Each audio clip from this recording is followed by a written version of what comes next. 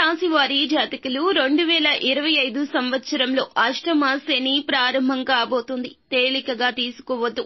ఈ యొక్క అష్టమ శని ప్రభావం మీ మీద అత్యధికంగా ఉండబోతుంది.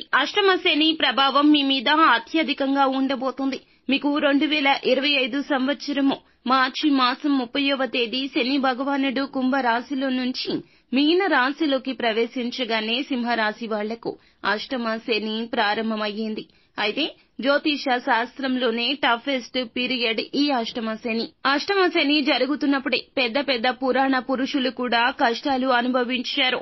సింహరాశి జాతకులు తేలికగా అస్సలు తీసుకోవద్దు.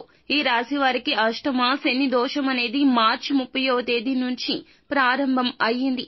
దీనివల్ల 100% కష్టపడితేనే 50% ఫలితం రావడం, శ్రమ ఎక్కువగా పెడితేనే ఫలితం వస్తుంది, అది కూడా తక్కువగానే వస్తుంది.